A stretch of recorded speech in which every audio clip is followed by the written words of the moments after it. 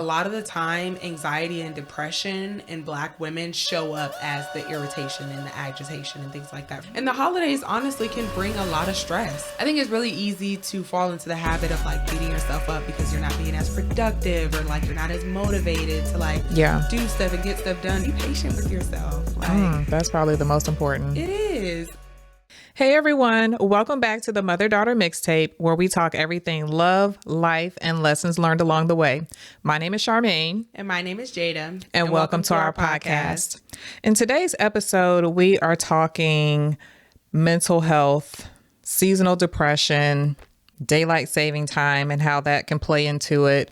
I think it's a really important topic. Definitely not something that we're going to be able to cover wholeheartedly in the next 30 to 45 minutes, but we're definitely going to touch on some things and hope that you enjoy today's episode.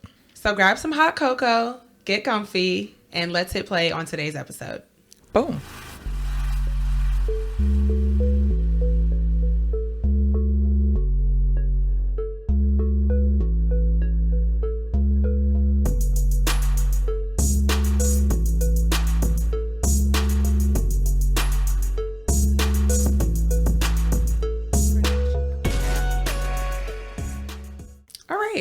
Let's get started. Let's just have a quick check-in, especially since today's episode is very mental health focused. Yeah. How are you feeling? I'm feeling pretty good. I feel like in the last couple of episodes, like I've said a lot about like daylight saving time and how it kind of affects your mood. And at least for me, like I don't like this time of year. Fall is my least favorite season, although it's beautiful.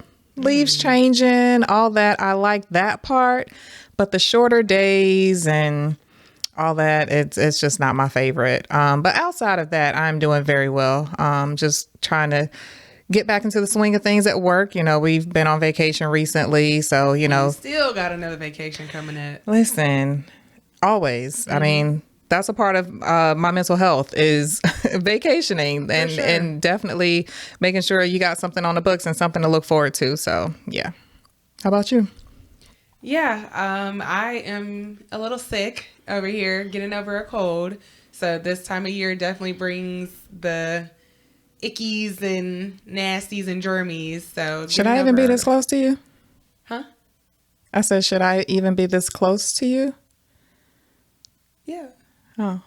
I'm fine. I'm not contagious. Okay. I saw a TikTok video that said that walking pneumonia is a thing right now. Listen, so I feel like between flu season, COVID, just regular colds and upper respiratory infections, sinus infections, like it's a lot going on. People is sick. Stay up on your vitamin C, just on your vitamins, period. Like, yes. Could probably help your mental health too. So, yeah. So I saw a lot of people that I know were getting sick too. So that's the thing about this time of year too. It's like everybody be getting sick and so.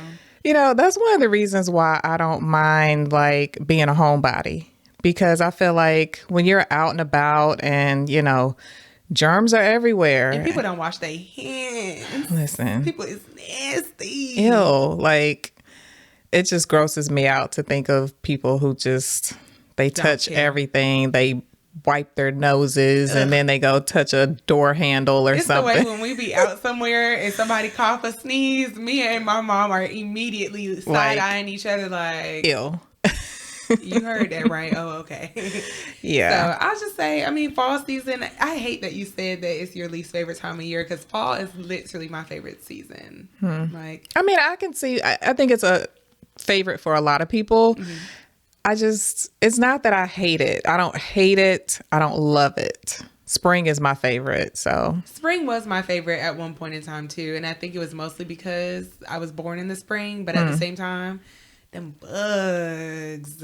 Yeah, but you know, for me, when I think about spring, I think about renewal. Mm-hmm. Like life is like renewing and it gives you just something to look forward to. The days are getting longer. Like I just think about like flowers blooming and, you know, it just, I don't know, it gives me the warm and fuzzies. Yeah. But yeah. That's fair. I think that's how I feel about fall though. It's like all the bugs go away. They go and I in can't the stand ground. bugs, so look, they go away and then that's what my warm and fuzzies fuzzies, getting cuddled up in a blanket, fireplace going, some hot cocoa, marshmallows, s'mores. That's my warm and fuzzy for me. I can understand that. So with that being said, I think that's a good segue for us to kind of talk a bit about, like you said, daylight savings time brings something we call seasonal depression, but as a, I guess, more scientific or more, I don't want to say doctoral term, but more on the more specific side, it is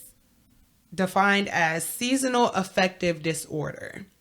And this is the time of year, the fall and winter time, where people start to feel it the most because, like you said, the days are getting shorter and, you know, the sun is going down at an earlier time and things like that. And a lot of the times, I think it's just in our natural nature, when it starts to get dark, we just coop up in the house. Like, we're, of course, in the summertime and stuff like that, we want to be outside. We outside, okay? We party and we doing all that. Yeah. But especially when it's colder, it's a lot easier to just find yourself in the house, blanketed up, cuddled up, and just in the bed, honestly. Listen, winter, especially winter, but it starts in the fall for me. I go into hibernation mode. Like, I literally don't want to be out, especially if it's dreary. And even if it's like sunny, but if it's cold, I would much rather be home, like you said, curled up, you know, under a blanket, watching a movie or something like that. But I don't know, like, is there something in the science or, you know, where they have determined how and why that affects people's moods so much? Yeah. So the definition here, I got this from the Johns Hopkins Medicine website. Seasonal affective disorder is a type of depression, and it happens during certain seasons of the year. And it actually, something I found interesting was that it can happen in the fall and winter time, and some people also have symptoms of that in the summer and spring and summertime as well. So, but it is more common in the fall and winter time, and it happens during certain seasons of the year, most often fall or winter. It is thought that shorter days and less daylight may set off a chemical change in the brain, leading to symptoms of depression. Makes sense to me. It does make sense because especially when you're in the house and things like that, you're not getting that sunlight. Vitamin D. Yeah. Right. Very essential for like your brain chemistry and all of that kind of stuff. Yeah. So have you ever experienced like noticing your mood changes during different times of year? Or I know like seasonal depression and things like that, but have you noticed that in the summertime as well or no? Not really, because I feel like I'm more active like in the spring and summer. Like I said, when the days are getting longer, the temperature, you know, is warming up, I want to be outside more. Right. Whereas when it's cold, listen, I might live in the South, but it still gets cold here and I don't necessarily want to be out and about. Now, I will say I like to ski. That's another one of my hobbies, although I haven't done that in a couple of years. But, you know, but that's an outdoor activity. And, you know, so I think, I don't know, for me, I definitely identify with this definition. And I wonder too, since you mentioned that we live in the South and we're used to warmer weather, I wonder if people up north who actually enjoy colder weather once it starts to get hot and things like that, if that's their form of, like I said, it's less common, but I wonder if they take on a form of that in the summer. That's a good point. I hadn't thought about that. Yeah.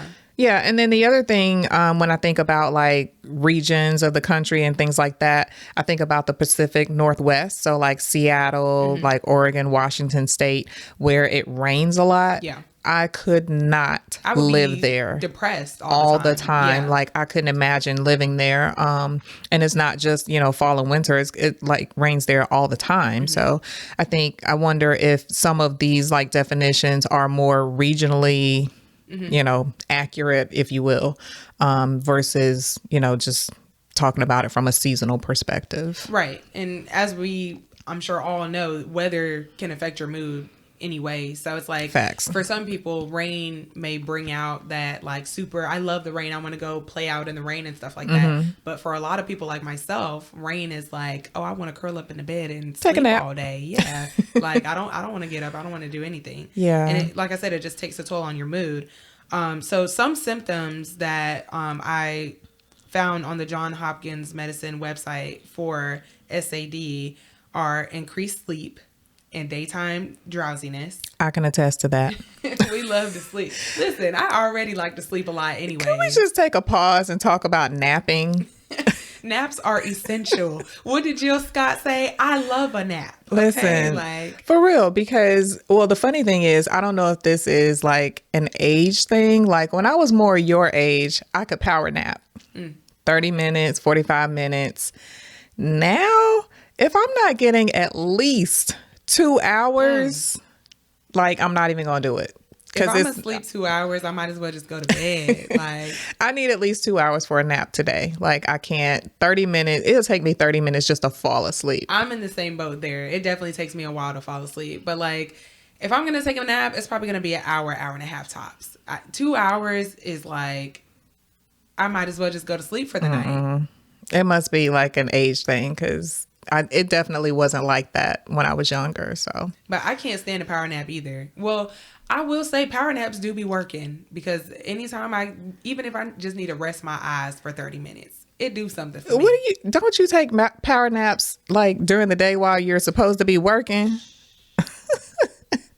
You never know who's watching. I'm just saying. And like, actually, it's on my lunch break. I was gonna say it's during your lunchtime. Out, okay, I clock out. So for sure. I'm not sleeping on the clock. Hello. Yeah, no, that was not where I was going with that. But in case anybody from my job is watching this, I do not. Let me put it in words on the screen. I do not sleep on the clock. Okay. For sure. I definitely clock out. Yeah, for sure. Yeah, definitely during your lunchtime. Yeah. But I was just saying that you like to take I do naps. get a midday nap, and I do every Monday through Friday. I'm taking me a midday nap. Y'all don't understand. I get up for the gym at 5 o'clock in the morning. By 11 o'clock, I'm crashing down and burning. Like I'm exhausted by 10:30, 11 o'clock. I mean, if you get up at 5, I can understand. I get up at 5 to go torture my body for 2 hours. Good for you. To work, and I'm crashing by 11. Okay. Pivot here for a second. So I know we're talking about like depression and stuff. Does that help with like your moods and like working out? And, I would imagine that because you get like endorphins and, so like, tell me more about like, especially this time of year where, it's dark I guess most days it's probably dark no matter what time of year it is if you're getting up at 5 a.m. But, how does that help your mood throughout the day? I've honestly noticed ever since I started implementing morning workouts, because back in the day, like a year or two ago, when I really started to get into my workout routine, I would go midday because I really just needed that like midday pick me up to kind of get me through the day. But then once I started to not really feel like going midday, I implemented the early morning routine. And I actually noticed that it's done a lot for my mental health. And for the people that don't know, I struggle with anxiety. And it actually used to be a lot worse back in like 2021, 2022. And it just came with like, I don't know how to describe anxiety, but for lack of better words, it's just panic. Like you just almost always feel on edge. And especially it affected like me driving and things like that. Like my mom knows I took a hiatus from driving on the highway for maybe 2 years. Like I hadn't driven on the highway because I was literally having panic attacks on the road to the point where I could potentially pass out. Like it was bad. So, I mean, of course I saw a therapist and things like that, but going to the gym, I noticed tremendously decreased my anxiety. Okay. Like, of course, with going to therapy and finding ways to cope and things like that and how to navigate through it and, learning breathing exercises and things like that, you kind of learn how to manage. But I definitely think that it did something for my brain chemistry to where it just helped my body to better regulate in moments. Okay. So I just think I'm a big advocate for like exercise, going to the gym, whatever, some form of activity. Sure. Definitely does something for your brain to help you regulate. Mood, yeah. And things like that. So yeah, no, I think that makes a lot of sense. And I will say, when I am working out regularly, I do feel better from a mental and physical standpoint. Like something just, I don't know, you just feel good about yourself when when you are doing something to benefit yourself like that. So even if it's just a brisk walk or if you're going hard in the gym, it doesn't matter. I just feel like, trying to be consistent, for me at least, is the thing. And that's been my struggle, is consistency in the gym. Like, I'll go hard for, a couple weeks, sometimes a couple months. But when I fall off, baby, it is hard to get back on. Yeah. And I'll also say, I think it's important too, and something that I've recently implemented with this new gym, I think it's important to like mix it up and find things that you actually enjoy that incorporate activity, because I got to a point where I wasn't really enjoying the strength training aspect of my routine at one point, but then I started to implement like the Pilates and the Zumba, and I love to dance, so it's like it doesn't feel like it's a workout, right? Like, yeah, I'm sweating, but it's like I still really enjoy it. So I think finding things that still make you happy, excited, and trying new things can help you to stay consistent too. Yeah, no, I think that's a really good point. And you're right. Like, I love Zumba. I like to dance too. But I will say this time of year is a struggle for me because, I'm not a morning person. So for me to get up and go to the gym at 5 or 6 in the morning, that's just not going to happen. Like, sometimes you just got to be real with yourself, right? So for me, like, I typically just go to the gym after work. Well, now it's a problem because it's dark. I don't want to leave the house in the dark to go to the gym. Like, it's like your mind is already set to be in the house. Once it's almost like a no-win situation, unfortunately. So that's where, what do you say, discipline over motivation? Yes. Yeah, I don't have the discipline and I have no motivation. So I got to figure that out because I really got to get back. Like I said, once I fall off, and usually I fall off around vacations. So like if I go on vacation and come back, that is usually the time that like it's hard for me to get back in the gym. So some other symptoms on here include loss of interest in pleasures and activities formerly enjoyed, social withdrawal, and increased sensitivity to rejection. Ooh, that's increased sensitivity to rejection that's interesting. That is interesting. Can we just pause there? So I don't know anyone who likes rejection, first of all. So increased sensitivity to rejection is what it's called. That's very interesting. So basically that just means that potentially like during those times of the year, like say for instance, if you were to ask me, hey, do you want to go to lunch today or something like that? And I'm like, no, I just kind of want to stay home and chill. Like you might be like in your feelings more about me saying no. And honestly, I can foresee that, especially this time of year, like you said, because it's getting to be around the holiday time. A lot of people don't really have that support, or they might have lost their loved ones around this time of year too. So it's like the holiday time is when people really find their community and things like that. So it's like, hey, do you want to go to this there's a Polar Express thing that happens here in North Carolina every year around that we this missed time. It again. Why was it 80 degrees? Why was it 80 degrees last week? week. Y'all think I'm gonna ride the Polar Express? I think it's just about like the activity and just the novelty of it. It doesn't have to be 20 degrees and not 20, but definitely not 80. Why am I riding the Polar Express drinking hot chocolate in my sweater pajamas? Because the kids get on there with their pajamas. If you haven't done it, like check it out. In Spencer, North Carolina. Yeah, I love it. About an hour outside of Charlotte. Yeah. But yeah, say, like I said, you call your friend up and want to do a holiday activity and they're like, oh no, I'm booed up with my man this weekend. We making gingerbread houses, and it's like, oh, okay. I am going to be hurt by that. Feel some type of way about that. I Okay. am, because it's like. More so than like any other time of year? Yeah. I just think, like I said, it's already like a time of year where things are already slowing down for a lot of people.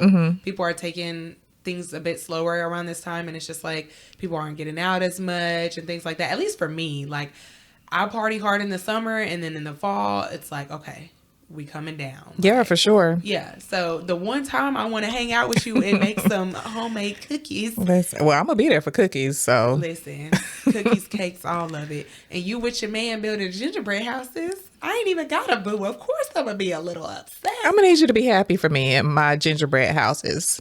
At least send me a picture or something like that. Actually, that might make me more salty. So don't do that. Actually, don't do that. But yeah, increased sensitivity to rejection. That's I can see that. Yeah. But also social withdrawal. I had a note here that it is okay to take that time or like slow down during this time of year, but also still be very mindful of your state of mind and how you're feeling. Like, check in with yourself. Yeah, it's easy to get into a funk. Right. Very easy. Yeah. Yeah. So even if you do notice yourself slowing down around this time of year, it's normal. It's natural. You know, it's just that time of year. People aren't partying hard outside in the streets like they were in the summer because it's cold. Yeah. Okay. But again, I think it's okay and it's important to, people are gathering, they're getting ready for the new year and things like that. So naturally people are checking themselves because, you know, that early time in the year, it's like, yes, we're focused on our goals. We fall off a little bit. Yeah. And then the end of the year time comes and it's like, oh, let me start prepping again for a new year. So it's just natural. People lock in around the end of the year, honestly. So. Yeah, I mean, I can definitely see that. So I think it's probably just kind of important to just remind yourself to not allow yourself to just like fall into that funk.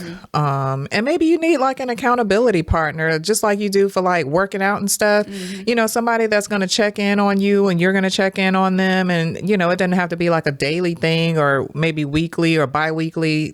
Look, I'm just checking in. How you doing this week? Right. You know, you want to get out, like, even if it's just for like, let's go grab some hot chocolate or, you know, whatever the case may be. So yeah. I think that's probably a takeaway for me is just, you know, like I said, maybe having an accountability partner is not something I had thought about prior to this conversation. Yeah, I agree with that.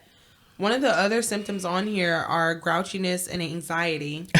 And I honestly want to talk about this a bit, especially as it relates to Black women, because I think that we as Black women tend to downplay that when we're a bit more agitated and irritated and things like that, that we think it's just that we're being moody and things like that. A lot of the time, anxiety and depression in Black women show up as the irritation and the agitation and things like that for the people that are on the outside looking in. And maybe even for yourself, you may not realize that you're anxious or you're depressed.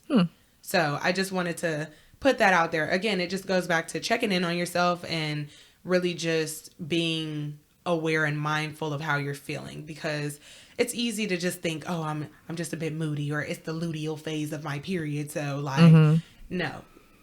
Agitation and irritation are also signs of depression and anxiety. So check that, like be aware of that. Okay. No, I think that's like really important. I just kind of want to pause there, not only to check yourself, but I think even having conversations with the people around you and people you love. Because sometimes like you don't want to be labeled as the B, right? Or the angry Black woman. Yeah. So I think, you know, having those conversations, and I'm not saying it has to be like this long drawn out and like scientific, well, you know, I read on this, you know, blah, blah, blah.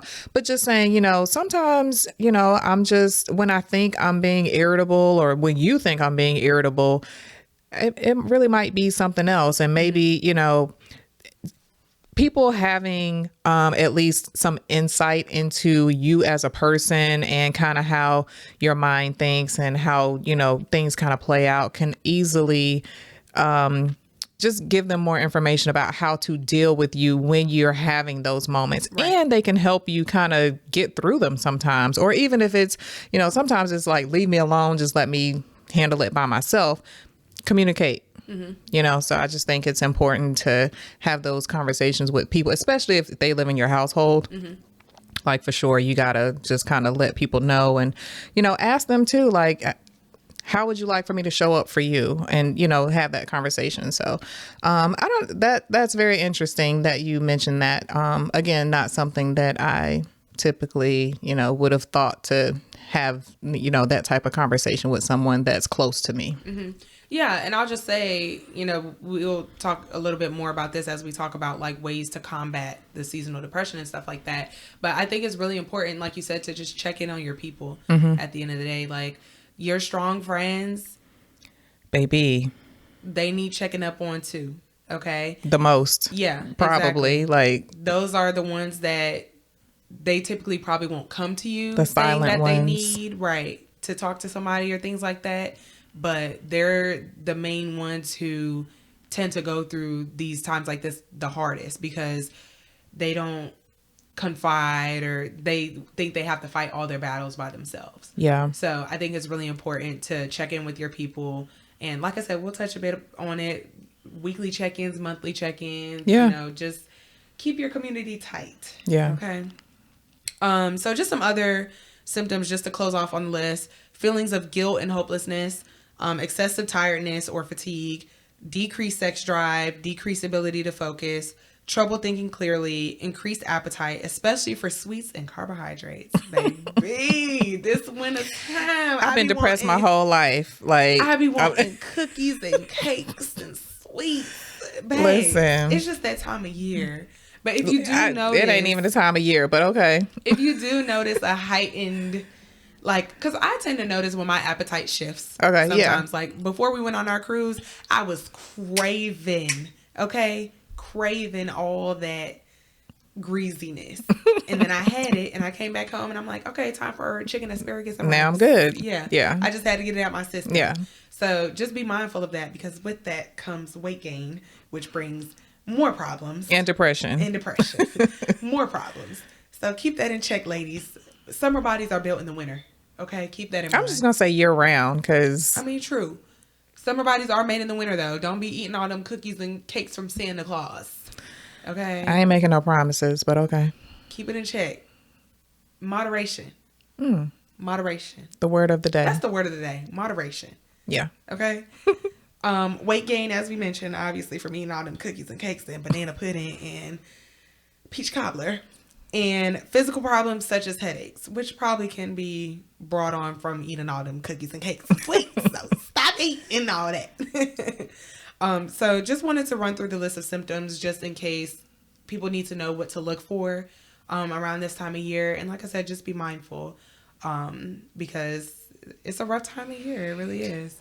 Yeah. I don't know. I feel like people often think of this time of year as like you said, community and family, because, you know, you got Thanksgiving coming up, you got Christmas coming up, and oftentimes those are like larger family events.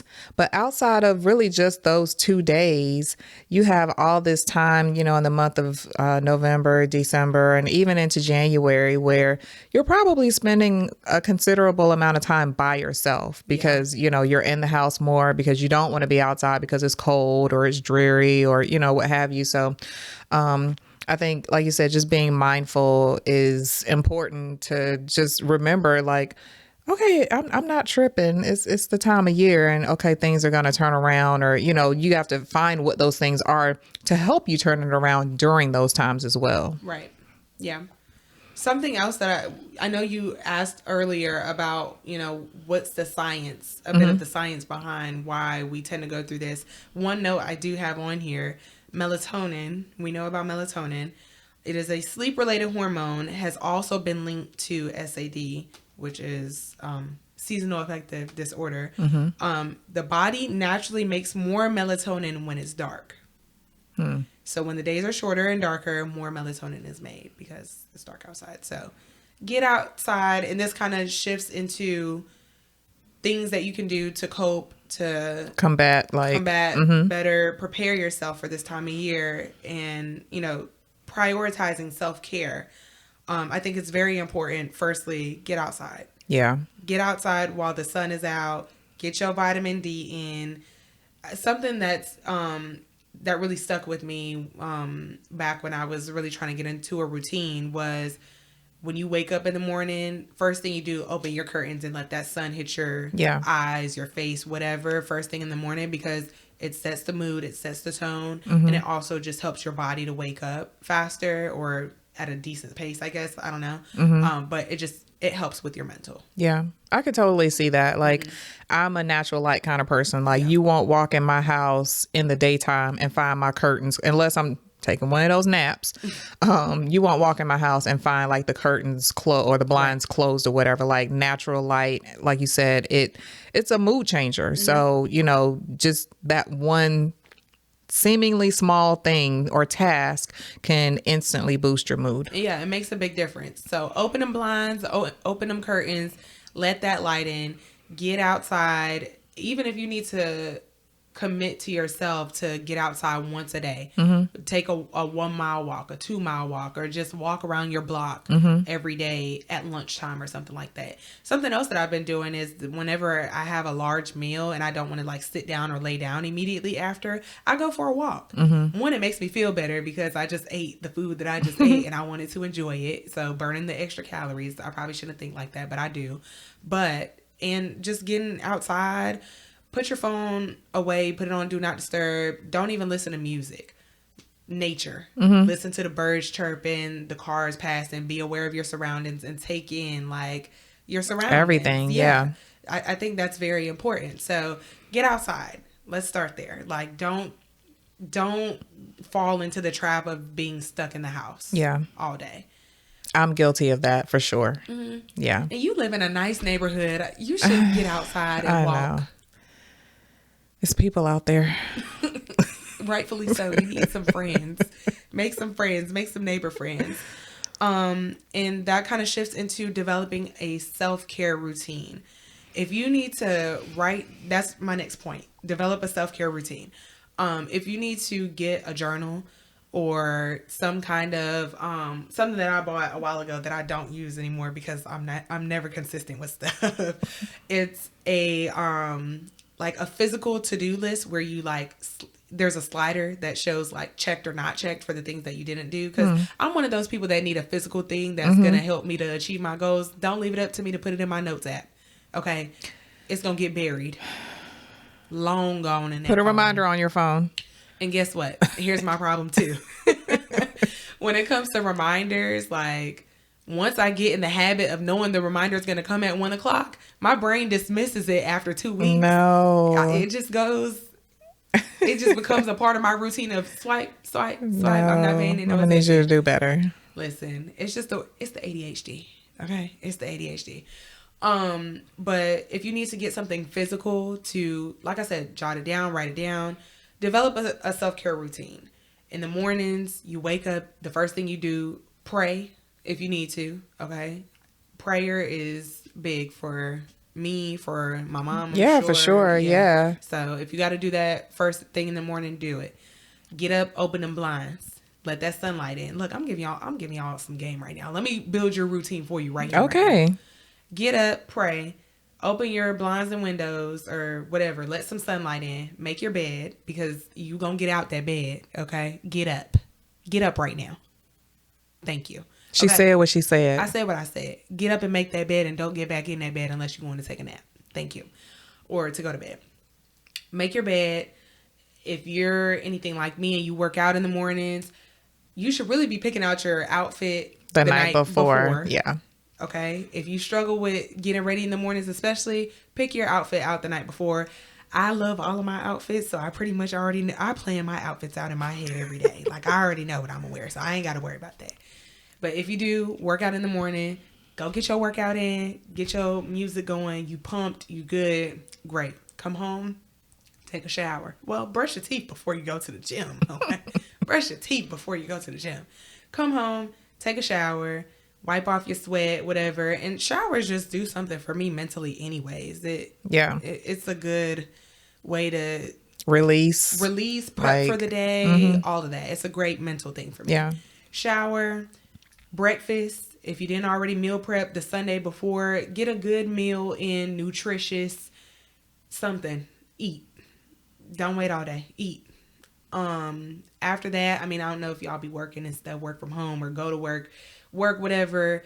You can add journaling to your routine. You can add meditation to your routine. I know meditation for me, it does wonders.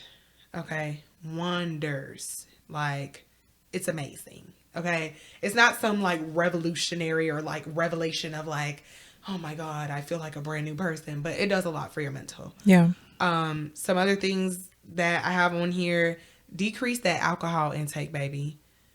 You can go have 1 to 2 drinks a week. If you want to go out with your friends, have a little drink, cool. There's so many benefits to decreasing your alcohol intake, not just from a mental health perspective. Yes. But especially around this time of year, if you got alcohol at home, don't drink it. I would tell you to get rid of it, but you spent money on it. So, and you might have a gathering. Okay, we get it. But don't just be drinking just because. Yeah. Like, come on. Check in with your family and friends routinely. Like, whether now I won't say victims, but we tend to not really talk or catch up with people very often because we're very low maintenance. Yeah, like, for sure. When it comes to checking Our in friends with our and family. Yeah. I don't have to talk to you every day, but Yeah. I think it's very important, especially this time of year. Like I said, it's important to bring in your community. Yeah. Lean on the people that you typically don't lean on. Check in with your people. Make sure your people are good, and hopefully they're doing the same for you. So have that community, check in with your people. And the last thing I have on here is be patient with yourself. Like, that's probably the most important. it is. I think it's really easy to fall into the habit of like beating yourself up because you're not being as productive or like you're not as motivated to like do stuff and get stuff done because things are slowing down. But it's like, find the beauty in that. Yeah. Find the beauty in the slowness right now. Like, this is the time where we're all prepping for a new year. We're preparing for like our goals and we're doing all this stuff. Enjoy the slowness. You know what I mean? And don't beat yourself up if you're not as productive as you probably would have thought. Like, people are thinking, you know, it's the wintertime and, oh, this winter arc. I don't know if you've been seeing that trend on TikTok. No. It's basically where they say Q4 is when people really lock in and get stuff done. But okay. It's like, realistically, yes, there are some people that do that, but majority, more oftentimes than not, it's the period where people slow down, and that's okay. Like, don't beat yourself up about it. Yeah, and I think it's also important to just remember that it's okay not to just only slow down, but to know that it's okay and that you can change it in an instant. Like, it doesn't have to be like a period of a day or week, whatever that time period is for you. Right. And it's okay to just not do much of anything. Like, you need rejuvenation, if you will, and whatever that looks like for you. So if it's to not do a whole lot in terms of, you know, being out and about, whether it's partying, friends or family gatherings, you know, what have you, and you need that time to yourself to just, and I know, speaking for myself as an introvert, I need that time to just be to myself, me time, basically. You know, I need that time to really just recenter myself. Like, I'm sure you've seen those memes and stuff where they talk about introverts and how like we can go to a function and then like immediately after we're like drained, and it is not like for fake or whatever. Like, that's a real thing. Like, I can go and be social, have a great time, but baby, that time to recuperate, it is necessary. So it's okay to have those times and moments to yourself. And again, that's where you have to communicate with the people around you so that they understand, you know, I'm not shading you. I'm not, you know, telling you like, I don't want to be bothered, but just knowing and understanding my personality will hopefully help you and me and us kind of work through that, and, you know, for people to not feel slighted, you know, during those times. Personally, right? Yeah. And it's important, like you said, to not take things personally during this time, because a lot of the times it don't even be about you. It don't be about me when it comes to you, babes. 1,000,001 things in this brain at one time. Yeah. I promise you, because I might have said something that might have came off a certain way. It wasn't, you know, directed towards you or intended to make you feel that way. Like, we're all going through life. Yeah. And at different paces, and, you know, we all have different things going on. So just show each other a little bit of grace, you know, maybe a lot of grace, you know. So, yeah. Okay. The last topic that I wanted to quickly touch on as it relates to this is, obviously, like I mentioned earlier, with the holidays and things like that.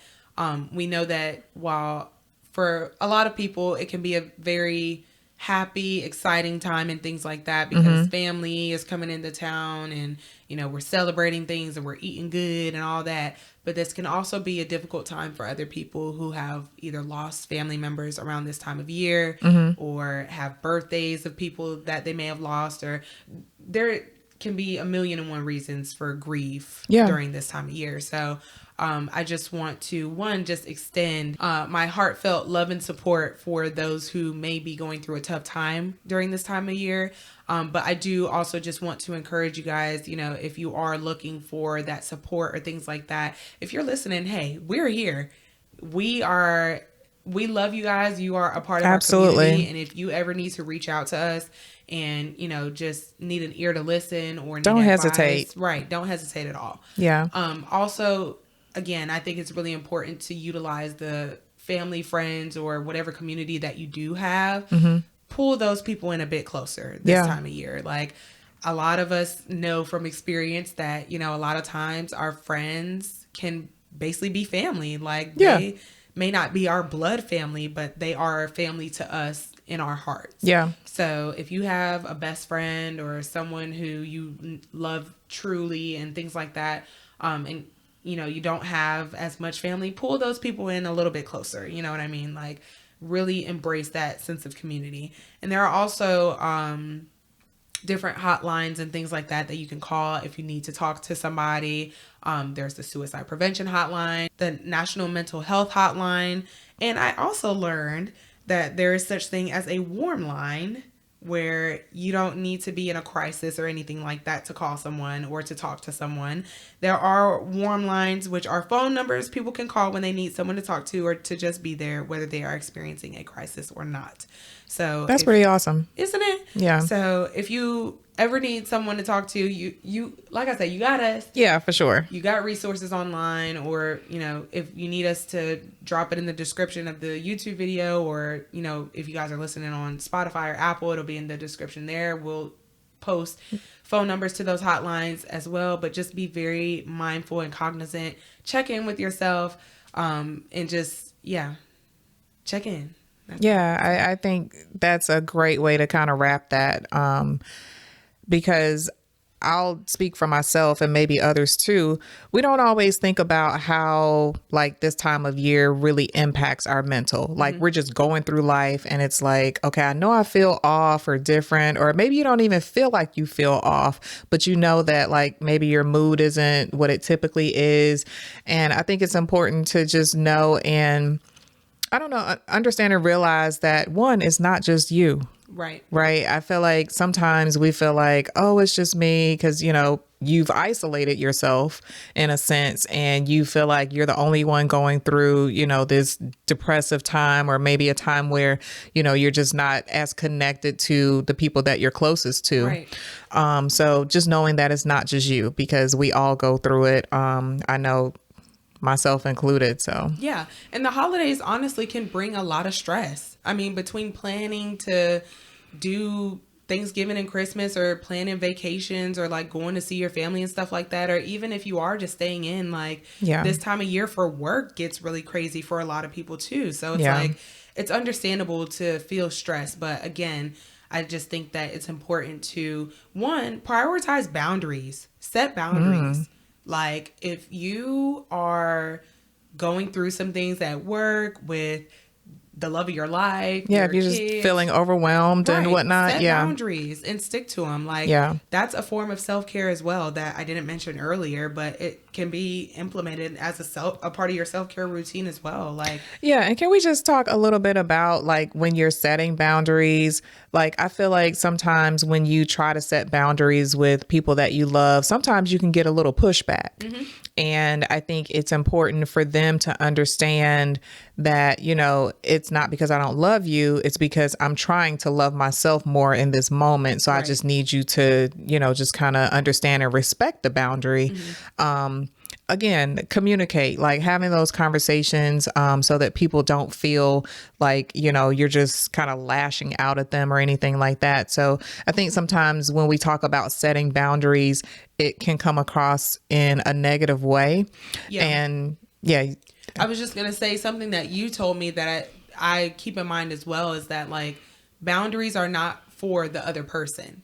And I think that's where people get offended or take those kind of things personally or to the heart. Like, I want to have a whole conversation about boundaries and boundary setting. Yeah, but essentially boundaries are not for you. Me setting the boundary is not for you, it's for me. Right. So again, I think that just goes back to a bit of understanding. Yeah. And once people realize that, I think that's what makes it a bit easier for people to not take such offense to those kinds of For things. sure. Yeah. Yeah. Okay. Any last thoughts on today's episode? I'm glad we talked about this. Like, I feel like a lot of the time, especially as just the Black community, not just females, but the Black community as a whole, we tend to like skirt around mental health. Yes. And, you know, we didn't really talk a lot. And I would like for us to talk more about this maybe in another episode, but we didn't talk a lot about like counseling and therapy and things like that. But, you know, in recent past and, you know, just historically for the Black community, we haven't done a very good job of seeking help. Mm-hmm. So I want to make sure, you know, I do want to talk about that, you know, in another episode, just really talking more so about additional resources, why it's important to seek help, and that it's okay.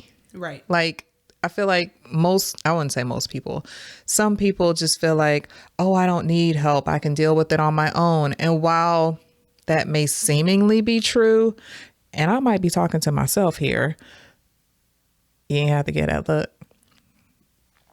While that may seemingly be true, sometimes, and probably more often than not, getting that perspective, unbiased perspective from someone, you know, who doesn't have, you know, an interest in, you know, your demise, someone who is truly there to help you, you're going to get, you know, hopefully some of those nuggets of, you know, good vibes and energy and, you know, tactics and things to try. So I know this wasn't really about, you know, counseling and therapy, but I think that is. It plays into it though. And it's something that should be talked about. Yeah. Especially in this episode. Yeah. Say all that to say, don't be afraid to seek therapy during this time of year as well. Yeah. It's a very hard time, stressful time, tough time for a lot of people emotionally. Don't be afraid to, like you said, seek help from a therapist. There's, like you said, there's this negative connotation when it comes to therapy when I'm about to get into some other stuff, but to try to keep it succinct, I just think that it's okay. I think there's a lot of things that get passed down, like from older generations where they feel like, oh, what do you need therapy? Well, you're not depressed. Like trying to tell you how you feel because it's like, oh, you're not depressed. How could you be depressed? And you got all this and, you know, exactly, like material things are supposed to take away the depression or, you know, So say all that to say, we'll get into that another time. Yeah. Seek help if you need to. Don't be afraid to utilize BetterHelp. Find a counselor or someone who is within network if you have insurance from your job. Yeah. Utilize those resources. Your EAP at your job. EAP, right. Yeah. Exactly. Yep. So awesome. All right. I think today's conversation was a great one. Yeah. Again, if you guys ever need to reach out, if anybody needs an ear during this time of year, we are more than happy to hear you guys' for sure stories, feedback. If you guys want to talk to us, we're here. Thank you guys for tuning in on today's episode where we talked about mental health and, you know, just seasonal depression. We hope that you enjoyed the episode. Feel free to, you know, leave your own comments and feedback. Is this something that you experience yourself? Do you have any advice for anyone who may be going through this rough time of the year? For sure. Be sure to follow us on Instagram at the MD Mixtape. That's the MD Mother-Daughter Mixtape on Instagram and on YouTube. You can also find us on Spotify at the Mother-Daughter Mixtape. And that's a wrap on today's episode. See you next time. Bye, guys.